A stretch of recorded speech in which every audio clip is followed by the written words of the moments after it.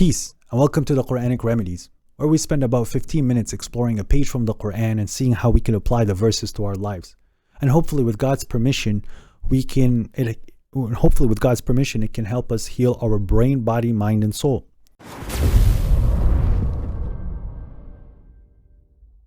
So today we'll be reading from chapter 2, the cow, from verses 25 onwards to 29. أعوذ بالله من الشيطان الرجيم. I seek refuge to God from the accursed devil. Bismillahir Rahmanir Rahim. In the name of God, the gracious, the merciful. وبشر الذين آمنوا وعملوا الصالحات أن لهم جنات تجري من تحتها الأنهار كلما رزقوا منها من ثمرة رزقا قالوا هذا الذي رزقنا من قبل وأوتوا به متشابها ولهم فيها أزواج مطهرة وهم فيها خالدون. And give good news to those who believe and do good deeds, and that they will have gardens beneath which rivers flow.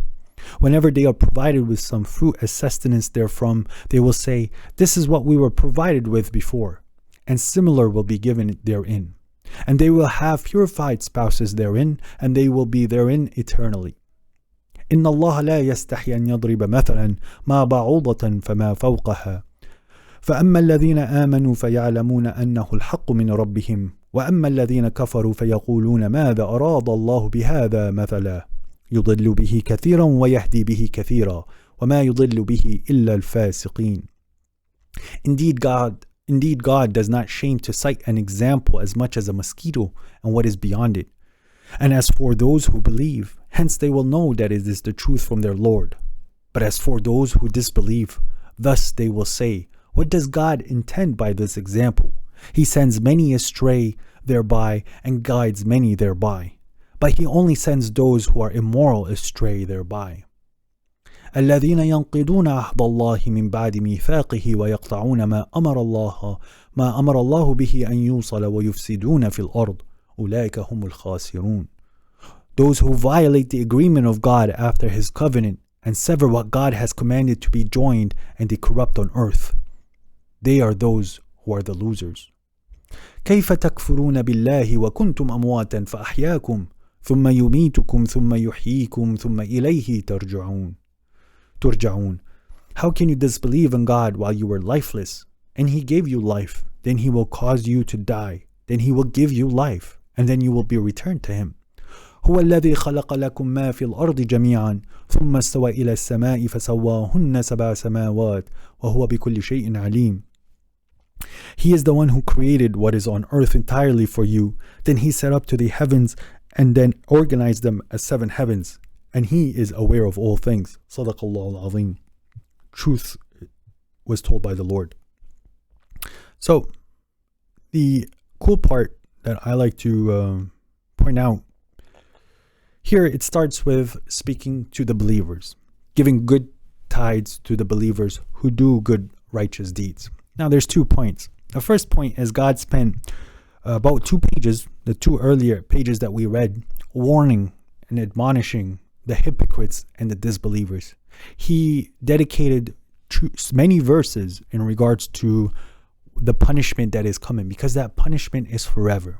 So they really don't have a reason nor an excuse nor any justification on the day of judgment that they haven't heard that this day could occur, that they haven't heard that there's eternal punishment. God spent 2 pages already warning them and giving them their examples so that they could relate to it. Are they in darknesses? Are they suffering? Are they lying to people? So maybe you should take heed. Do you feel like you're closed off mentally? So maybe you should start to listen and try to understand. But when it came to the believers, it was just 1 verse. Because believers, we're content. We're content with what God has given us. We're content with what God will always give us. We love our God and we love our Lord. And this is all the support that we require as a believer. At the beginning is just a single verse. Because we believe it. We know it's truth. And the thing that is always repeated in the Quran, and this is the second point that I want to make about this verse, is God said, وَبَشِّرِ الَّذِينَ آمَنُوا وَعَمِلُوا الصَّالِحَاتِ, and give good news to those who believe and do good deeds. This has always been the case when God has mentioned the heaven in the Quran. I can't say always, but most of the time, where God says, الَّذِينَ آمَنُوا وَعَمِلُوا الصَّالِحَاتِ, those who believe and do good deeds. Believing on God and the last day is not enough. If you're not working with your faith, if you're not working with your belief, doing the good deeds, which in Arabic the word is salihat. It comes from the word salah, which is fixing, mending, mending and fixing. So you can fix yourself, and that's where it should always start. You should find the issues that are making you of a less of a human being, and you should fix these bad habits. This is where the first step of Islah, when you realize things that you are doing that are incorrect, or you're having thoughts that are incorrect, you should start putting the effort in making them better. And then you have your body. You need to be able to take care of your body and fix your body the best that you can. And then you need to also fix relationships with people. You should fix things in the world. You should always be in a fixing mentality, where if you see things that can be improved, you should improve them in any sense of the way.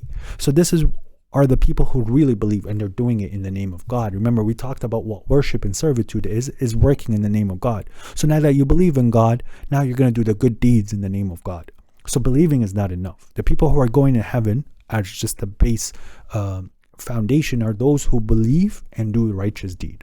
Again, belief, faith is just not enough.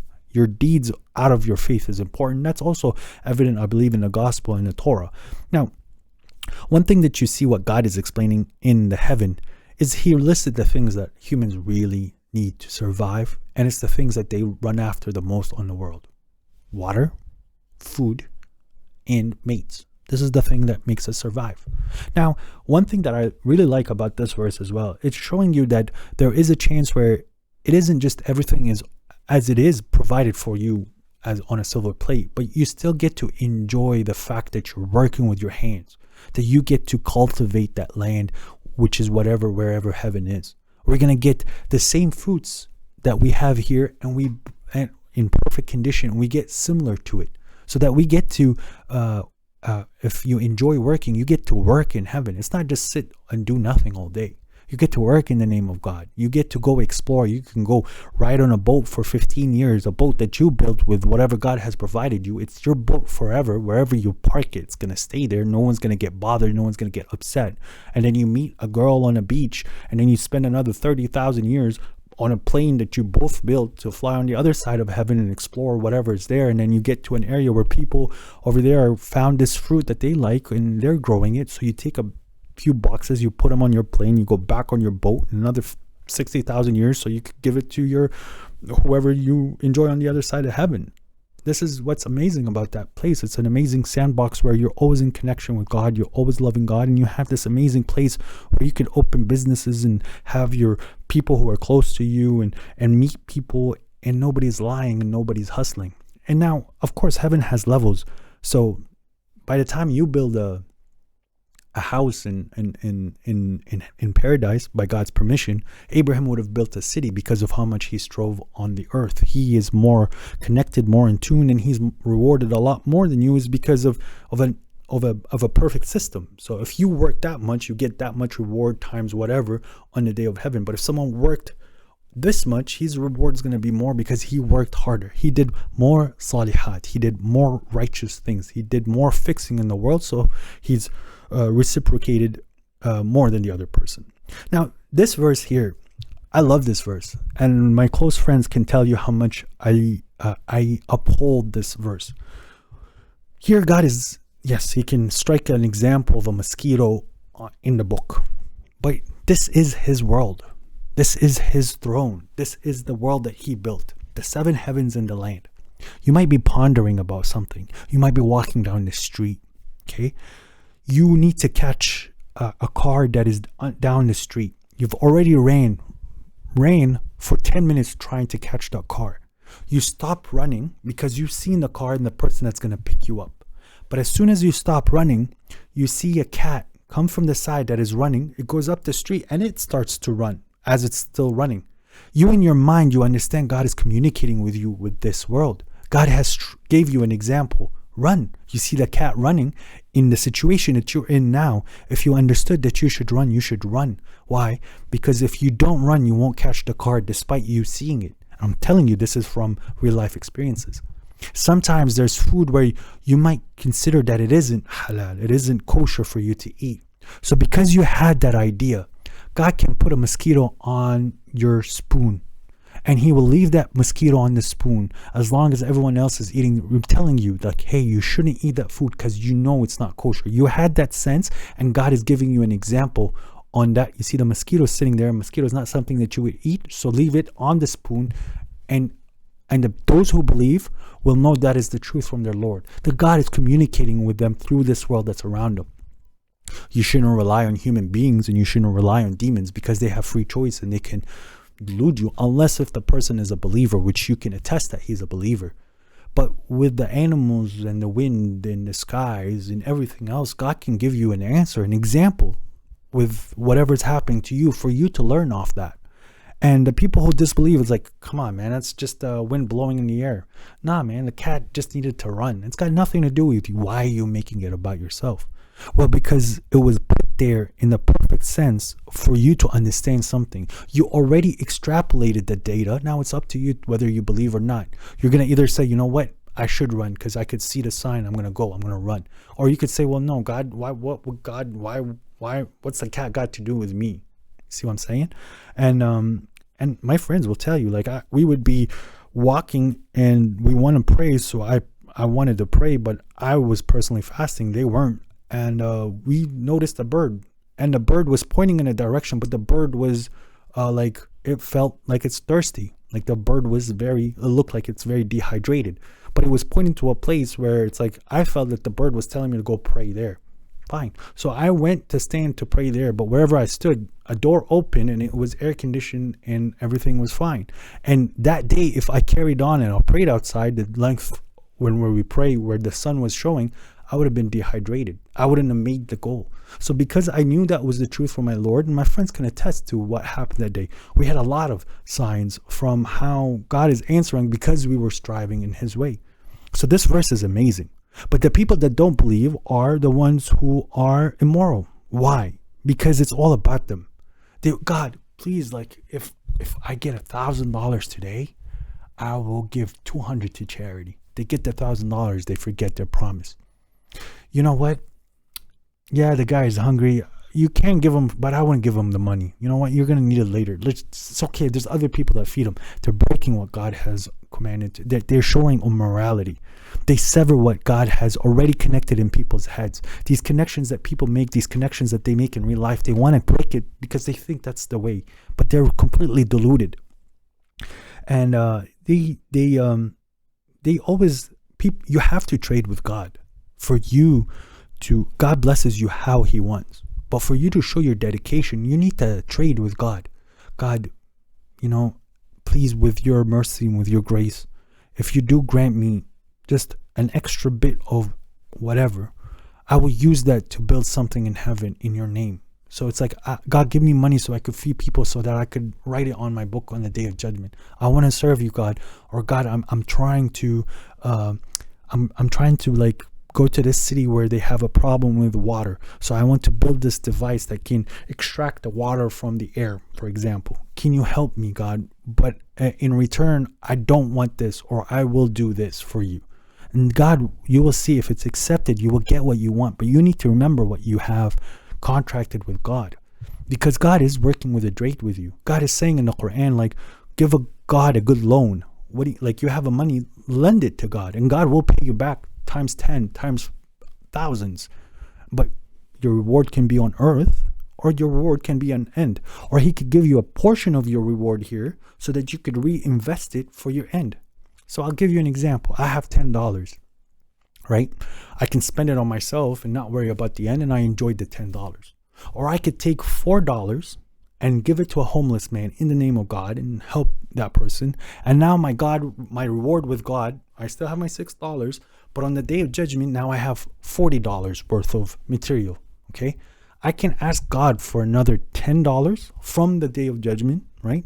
I'll take it now. So now I have $14, and I'll spend another $6, and that's $6 in the name of God. And that $6 now has become 60. So now I have about total 90 on the day of judgment. So it's that, and God can multiply as he wants. And I might have had the math wrong, but what I'm saying is, God says, there's a verse where you have to trade, and you have to ask God for good in the world, and in the hereafter. And then God is the fastest in calculations, and we'll get to that first later. But this is where the other people, they want to sever these connections. They want to sever these promises that they're giving, this trade that they're doing with God. They just take and they don't give back. And God is free of anybody. He can give it to you and let you do what you want, because he doesn't need you. You need him. And he's the one providing you. You asked, he gave you. You didn't do that. Your side, fine. You're immoral. You're the loser at the end of the day, because it's God.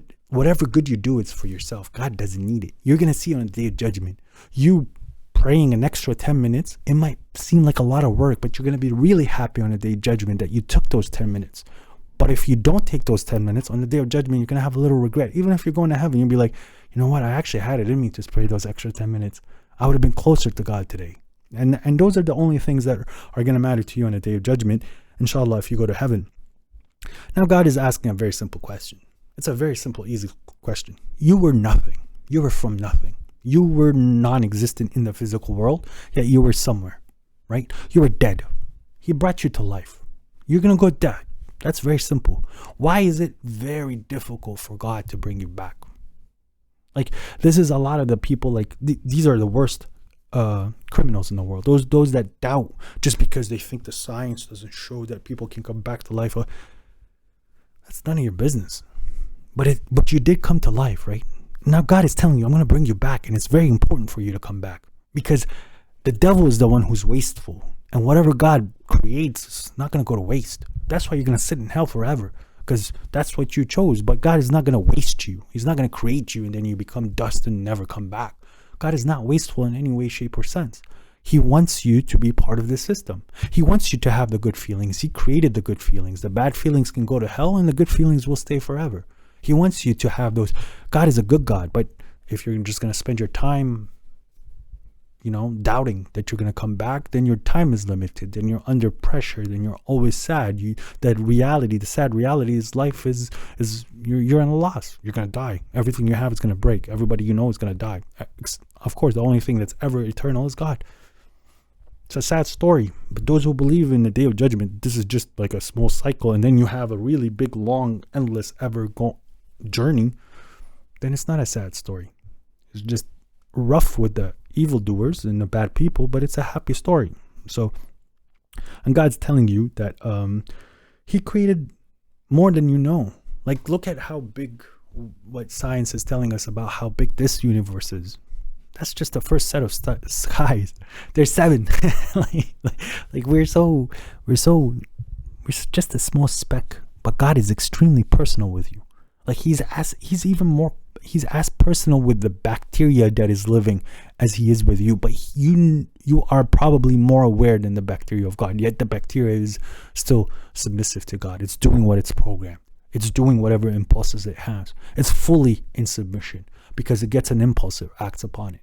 There is no choice for it. Us, we have a level higher. Why? Because we get to be able to have more of the power of what God gives, that energy that comes from God. So with that said, like the believers, they need very little as support because God is their support, and a single word from God is enough for them sometimes. A small example, even if it's a mosquito, is enough for them. And they are always in joy because they know it's the truth from God. And God is the one guiding you. The reason why you're extrapolating that data from whatever is happening in front of you is because of God's grace. And you believing it and giving into it and submitting to the good feelings and the good choices and the good decisions and going through with them. This is what true submission is. You made a commitment to God. God, I want to go to the gym. Please help me with my body. Then you better start hitting the gym. You should start feeling bad that you're breaking. And God is very forgiving. So if you're missing your commitment for one day, well, then go back, because God was forgiving and he will carry on with his agreement if you go back.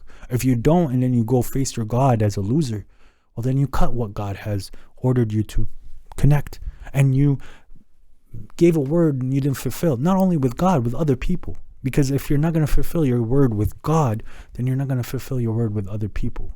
You're going to be a person who is untrustworthy. And then, it's very simple. God created you, brought you back. He's going to put you offline. He can bring you back online. And you're going to come back online. You're going to come back to life. so that everything goes back to equilibrium. Because God is fair and just. And God is going to tell us what we used to differ in, and He is not going to waste us. And last but not least, God has created so much. You might feel so insignificant when you see how much God has created. But think about the electrons and the atoms. They're even smaller, and that alone is a world on its own. And all this was created for us. You see, He created it for us with whatever connections He's allowing us to have. We are the ones who are understanding how this world works. We could have been so far ahead in humanity if people realized that we're not here for money. We're here so that we could bring as many people so that they could have a chance to go to heaven as well. Yeah, we are underpopulated by the technology that we're having. We should be not even taking care of one rock. We should be able to take care of all the rocks in the solar system if we were just normal. If we use these equipment and technology and the resources that God has provided us to better humanity, not better ourselves and families or our pockets, and not cause wars. But with that said, I hope you're enjoying these series, and God bless you, and peace be upon you.